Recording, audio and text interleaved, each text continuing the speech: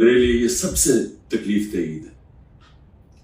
اور تکلیف دہ کیوں ہے کہ 10,000 کے ارد گرد, ہمیں ایگزیکٹ نمبر نہیں پتا کیونکہ ہمیں بتاتے نہیں ہیں اور ہر روز نئے لوگوں کو پکڑ لیتے ہیں, لیکن 10,000 کے ارد گرد ہمارے کارکنات جیلوں میں اور جیلوں میں برے حالات میں رکھے گئے ہیں.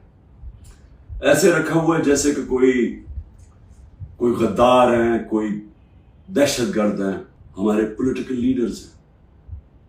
میں آج ان کو عید مبارک بھی کہتا ہوں, سلام بھی کرتا ہوں, کیونکہ ان کو صرف اس لیے جیلوں میں رکھا ہوا ہے اور ان کے اوپر ہر قسم کا پریشر ڈال رہے ہیں کہ بس وہ ایک لفظ ایک جملہ کہہ دے کہ جی میں تحریک انصاف چھوڑا, پھر سب کچھ معاف ہو جاتا ہے.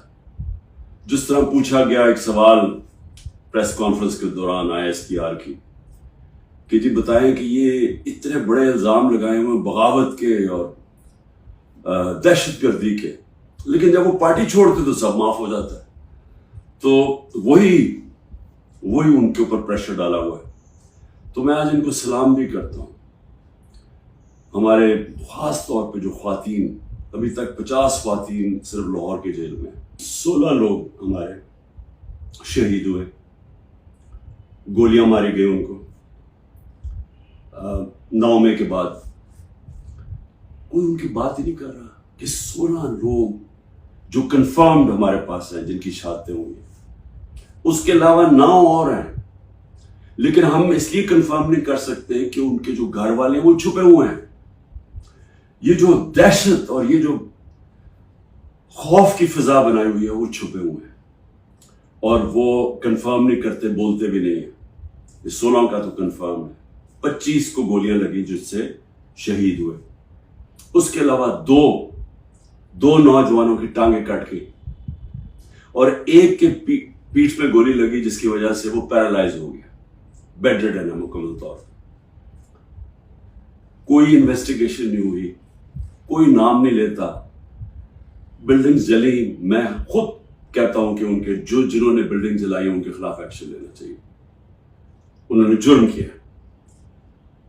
لیکن کوئی بات کرے گا کہ کون سے ملک کے اندر آپ 25 لوگوں کو گولیاں مار دیں, 50 اور کو گولیاں لگیں, 50 کو اور گولیاں لگیں, لیکن آپ 25 لوگوں کو قتل کر دیں اور ایک کے پاس فائر آرم نہ ہو. چلے یا تو ہونا کہ کسی پولیس والوں کو گولیاں لگی, کسی کو گولی نہیں لگی, کیونکہ جب بغاوت ہوتی ہے تو وہ ہاتھوں سے نہیں بغاوت ہوتی. بغاوت جب ہوتی ہے تو وہ ہتھیار ہوتے ہیں آپ کے پاس.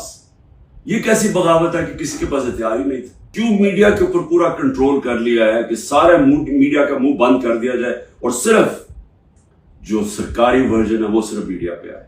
کیوں ڈر ہے؟ اگر آپ سچ اور حق پہ کھڑے ہیں تو بولنے تو دوسروں کو, آپ ثابت کریں. 9 مئی کی میں پھر سے کہتا رہتا ہوں انویسٹیگیشن تو ہو. میں یہ کہتا ہوں کہ چلے ملٹری کورٹس کر دیں, چلے عمران خان کو آپ یہ ان عدالتوں میں نہیں, ملٹری کورٹس پہ جائیں, لیکن اس ملٹری کورٹ کے اندر مجھے موقع ملے, ٹیلی وائز ہو, سب کو پتا چلے, مجھے اپنا موقف پیش کرنے کا وقت دیا جائے. آپ اپنا موقف دیں, میں اپنا موقف دیتا.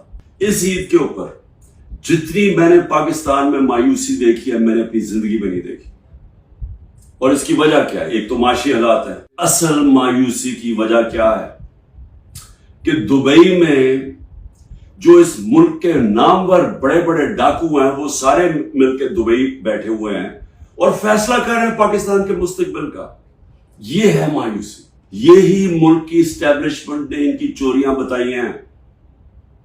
انہوں نے ہمیں, ہمارے جیسے لوگوں کو بتایا کہ کون سے, یہ جب فلانے ملک میں گئے تو وہاں کون سا زرداری نے کانٹریکٹ کیا ہے.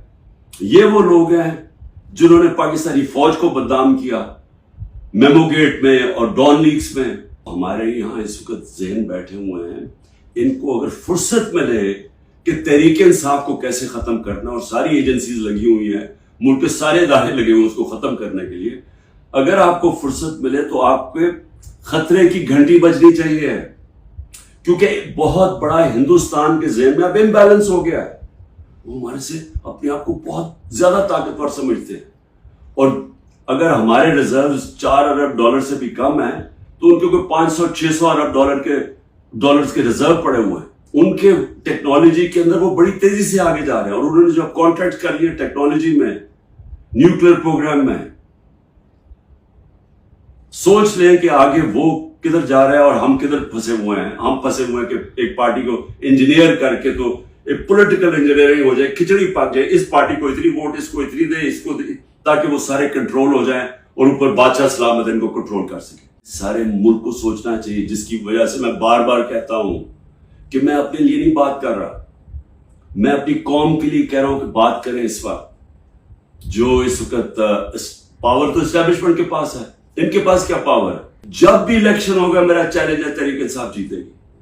اور میں قوم کو کہنا چاہتا ہوں کہ یہ جو ظلم ہو رہا ہے اس وقت, اپنے ذہن میں ایک چیز تیار کرنا کہ کبھی آپ نے خوف اور ظلم کی غلامی نہیں کرنی. میری نظر میں یہ شرک ہے. میں ہر قربانی کے لیے تیار ہوں.